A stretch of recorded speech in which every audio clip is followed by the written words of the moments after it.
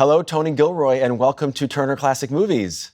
I feel like I'm in my kitchen. It's on all the time, so I feel like I'm home. Good to see you, Dave. There's a lot of people who work at this channel who are very excited that you're here. A lot of big fans of yours from your film work, like Michael Clayton, for which you got 2 Oscar nominations for directing and writing. And now you're the creator and showrunner of Andor, which is a Star Wars prequel television series. Later this month, season 2 will drop. So you've programmed a really interesting triple feature for us tonight. 3 intense, fascinating dramas. We're going to start off with Klute from 1971, directed by Alan Pakula, of course, starring Jane Fonda in an Oscar-winning performance, and Donald Sutherland. I know this is a movie that you are very enthusiastic about for many reasons. Before we talk about how it might have influenced Michael Clayton, what in general do you like so much about Klute?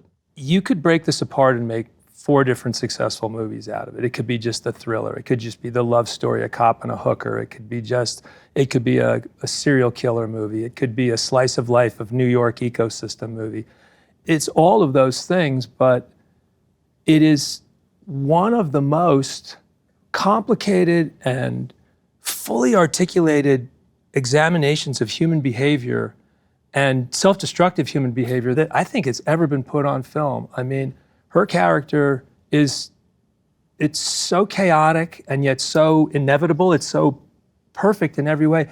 And I'm watching and I'm going, they never talk about their past. There's no backstory. Everything's in total isolation and yet it has this complete power. Her performance is just out of the box. It's a performance with so many shadings to it because it is the cliche of tough yet vulnerable, but it feels really unique and new. The complexity of it is just fascinating. And the lack of backstory is something that I never picked up on before. Can you imagine going to a studio now and trying to get this movie made? And people say, we have to know where she came from, and she never talks about her father. And I mean, the notes that you would get on this movie, there's nobody that would make this movie now. Yeah, and you're right. I mean, obviously, ostensibly, it's a thriller because it is this story about the investigator searching for this man who's gone missing, and then he encounters the call girl and finds out that some of them have gone missing. But it really is the character study far and away more than any other part of the movie. That's what makes it so great. But the thriller part of it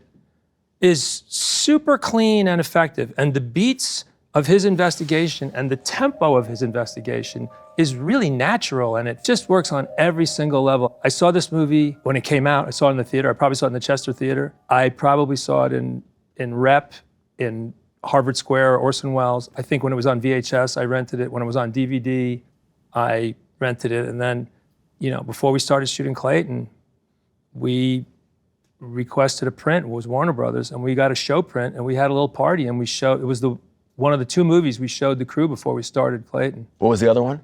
Friends of Eddie Coyle. Okay, right. And what did you tell Tilda Swinton and George Clooney and Tom Wilkinson and everybody about what you wanted them to take from this movie? I was learning how to direct at that point, so I only had my own personal truth. You only have your own, so you only be honest with everybody. The word that I found on that show, I've probably abused that word ever since, but for me, temperature. The temperature of that movie is so polar and so unforgiving, and I just want to make sure that everybody came in not looking for anybody to like them, not looking for love, just looking for truth and looking for the moment. Don't be needy. There's nobody who's needy in Klute.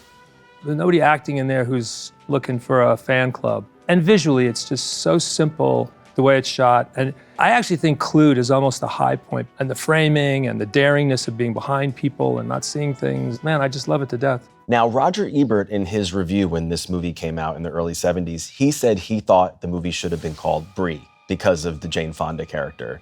What's your feeling on that and why it's called Klute instead of Bree?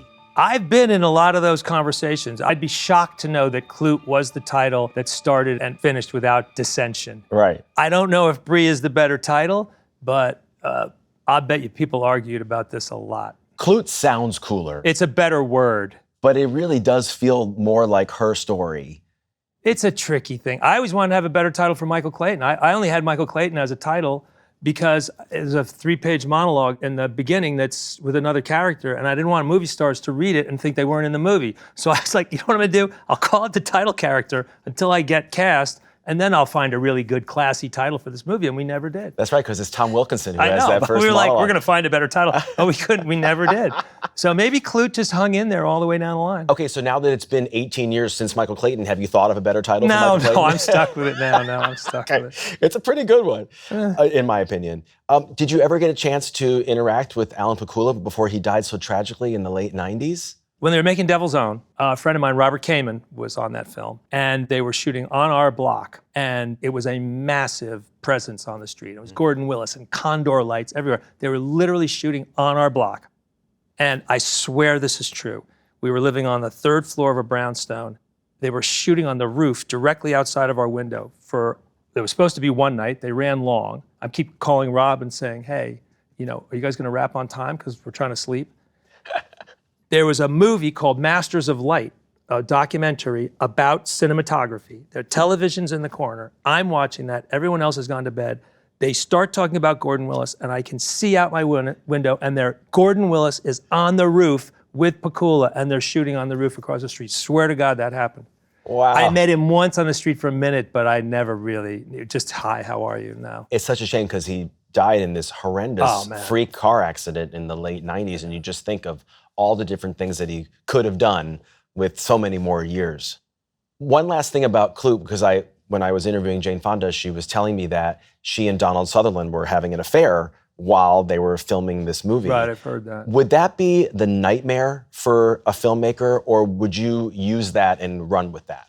When you're a director, by the time you're making the movie, you are literally craving for results. All you want is results.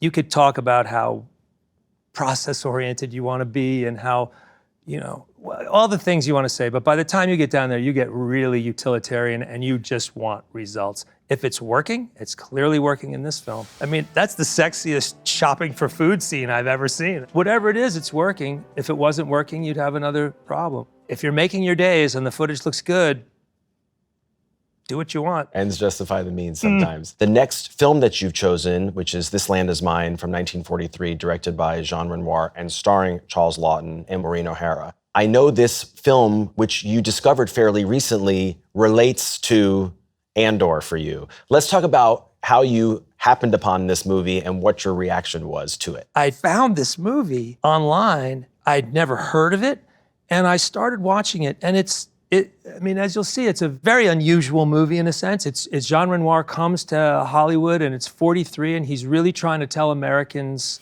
another danger that fascism is bringing, which is occupation and the rules of occupation and what it really means. And it's a deeply felt movie, but it has within it so many of the issues that we're dealing with in Andor, issues of betrayal and occupation and how hard it is to run an occupation and how people become radicalized and how they become deaf to radicalization. I was just fascinated by it. And if you like Charles Laughton, there's more Charles Laughton in here than anybody.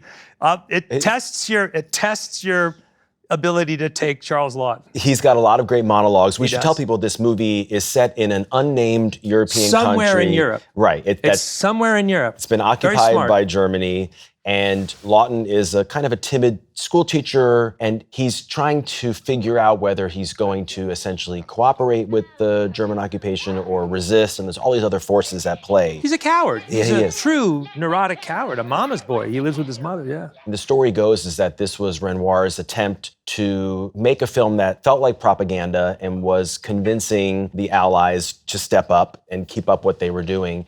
But what's interesting about it is that even if it is propaganda, it's nuanced propaganda. Very much. It's not some Soviet, programmer. No, it's got real complexity all the way through it. It's not visually complicated, although it's visually smart and graphic, and it's nicely shot. Dudley Nichols, who's a very famous screenwriter, did the script and obviously cared a lot about it. He got some really big monologues in there and got some great moments in there. But it's interesting in that within the 90 minutes or so, you're tracking someone who makes a complete change personally from being a coward to being a person who's a hero. At the same time, they're becoming radicalized. And that transformation process is such a part of Andor. Our show is so much about taking somebody who's a nobody and a cynic and completely disinterested. And we spent our whole first season just radicalizing our lead character. And now, and following, our film sort of the film sort of goes to where we go in season 1. But there's a lot of things happening all at once, and it doesn't feel rushed. No, it's. I'm so happy to have found it. I'm so happy to show it. It's interesting because your show, Andor, exists in the Star Wars universe. It's a prequel to the film Rogue One, which you also worked on, which in itself was a prequel to the first Star Wars movie. How easy or difficult, I mean, obviously the whole Star Wars franchise has political themes, but I feel like Andor goes deepest politically than maybe anything else in the Star Wars world. Our show's all about, that was our lane that we carved in the very beginning. In fact, you don't have to know anything about Star Wars at all. We have no Jedi, we have no royal family. It's about ordinary people. As this war, this huge turmoil is coming. And if all the other Star Wars are in the restaurant, we're in the kitchen on this. That's really where we are. And it's really the making of a rebellion and the making of a revolution and how difficult that is to do. Well, I think it's fascinating that you happened upon this film from 1943 that really speaks to the work that you're doing all these decades later. It does. It's great. Yeah. It's really cool. It's such a fascinating film, a terrific ending with Maureen O'Hara continuing to read to the class. The rights of man. I mean, it's great. There's so many things I want to point out in this film. That scene where they're all at the dining table and Charles Laughton starts coughing, it's one of the most stressful things I think I've ever seen on film, just that he can't stop and that he can't control himself or doesn't know how to handle himself in this tense situation. It drives me nuts in a good way. It's a very, Quentin Tarantino could do 17 pages of that. It's really, seriously, it has all the dynamics of that. It is very, there's so much in this movie. We should also tell people, because I'm a bit of an Oscar nerd, this movie won an Academy Award for Best Sound. And I think when you watch this film, particularly the bombing sequences, I think it's very impressive what they were able to do in 1943 sonically. But it's exceptionally well done. And I think the screenwriting is great. Renoir's touch is really interesting. It just feels very natural, but also has some urgency to it. It's a masterful director who's coming in and really trying to deliver the pizza. And I'm sure it's a very short schedule, limited budget. How's he going to make the most of it? And it's such an important film for him. You can feel all the people that are involved, and it means so much to them. Because it's 1943. I mean, there are people that know that the war is really winding down at that point, but most people are just right in the middle of it, and it's just so desperate and so fearful. There's that one speech by Walter Slezak where he says, you think America, the ocean's going to protect you. You already have collaborators. America feels secure because of our oceans. They think of invasion in terms of armies and airplanes, but they are already invaded. The honest Lamberts and the dishonest Manvilles are waiting to welcome us, just as they did here in Europe. The subtleties of how they examine collaboration and occupation are just, I've never seen anybody really quite do it that clearly. I also, of course, took note of that line, I must go not because I am harmful to society, but because I'm harmful to tyranny. Yeah. I mean, are there characters in season 2 of Andor that could almost say the same thing? I think so much of what we're going to do in season 2 is about what it costs to sacrifice, what it costs to not sacrifice, all those negotiations that people make with themselves, all the choices that people don't really have that are made for them. Our show is literally about people making epic decisions almost constantly, and it feels natural. Even in a movie like this, it's 80 minutes long, 90 minutes long, with this cascade of events and issues, it's still, the turnover of drama is natural.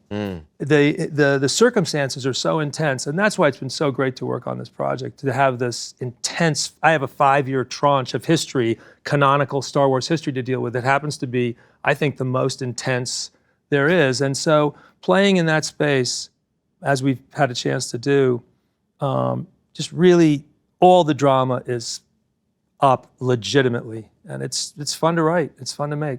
All right, Tony, you've got one more movie that you've chosen for us. The third movie you've chosen for us is Dead End from 1937, directed by William Wyler, a favorite of yours, and starring top billed Joel McCrea and Sylvia Sidney, and third billed Humphrey Bogart. But in so many ways, it feels like his movie. I know this is a film that you've loved for a long time. Yeah, we were children when we saw this. WOR used to have the $1 Million Movie in New York for anybody who grew up in that area. And $1 Million Movie would show, they must have bought a whole catalog of movies for nothing. And they would show movies in rep. They would show them 3-4 times a week. So you'd see these movies, and we didn't have choices of what to see. It was cartoons or something else. So my brothers and I we probably watched this multiple times. And because it's it was the Bowery Boys that we knew from the TV shows and everything, the kids in the movie are so compelling. And if you're 8, 9 years old, you're just like, oh my God, we just loved it. And it's not a spoiler, but the mark of the squealer became like a term in our household of like, oh man, you snitched me out, you ratted me out. When someone gets slashed on their face it's because a big they've thing in ratted the someone movie, out. the mark of the squealer. So I was telling my brother the other day that I was coming here to do this. He goes, what are you gonna show? He goes, Dead End? He goes, the mark of the squealer. So I loved it then.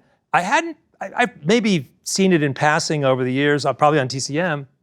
And just watching it again last week in preparation to come down, I was just blown away by how absolutely immaculately directed it is. Yes. Immaculate. And you feel like you're in New York. Of course, you're not. You're on a soundstage, but the art direction, which was Oscar nominated, is just spectacular. And it also was a Best Picture nominee. Richard Day is the art director's name, and it just takes you there in a terrific way. I know that Wyler wanted to shoot on location, and Samuel Goldwyn didn't want him to shoot on location. And I think Goldwyn was really, I hate to argue the studio side, but I think if they shot on location, the movie would have been really limited because the noise and the difficulties of shooting on location, it wasn't very easy at that point.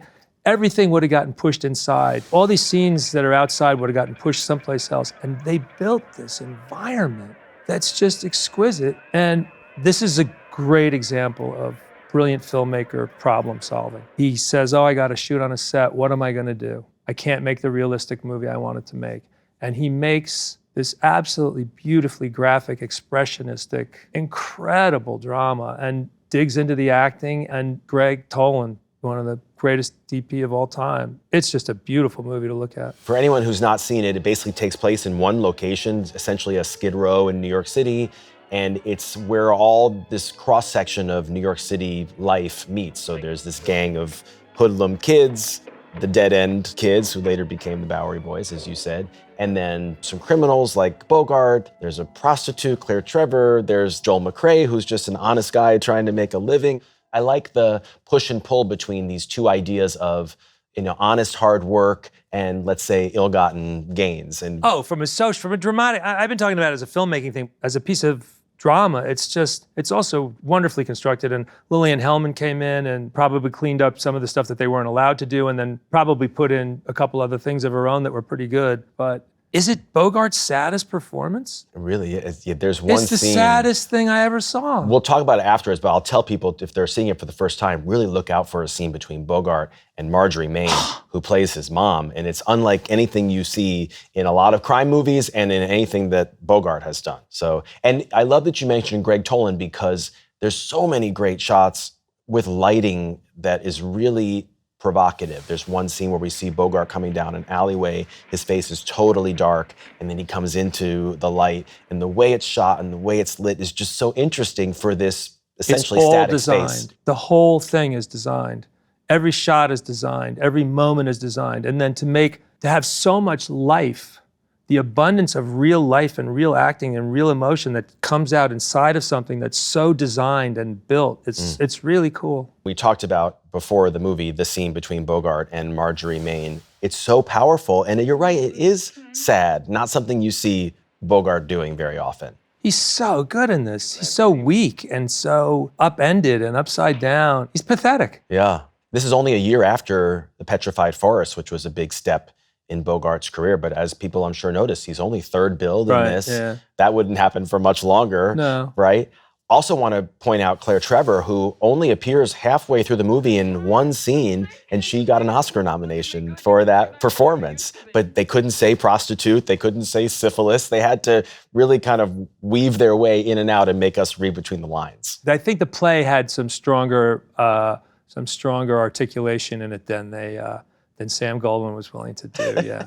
So tell me more about you discovering this as a kid. First of all, how many Gilroy brothers are there? 2 brothers, and they're both in the film business, so all 3 of us in the film. So, my brother Dan is a writer-director, Nightcrawler, yeah, and Velvet Buzzsaw, all kinds of movies. And my brother John is a film editor, and he's edited all the films we've made, and he's been with me on Andor for 5 years. He's been my hostage in London for 5 years, so He's an original gangster. But the three of us, they're twins, so they're 2.5 years younger than I am.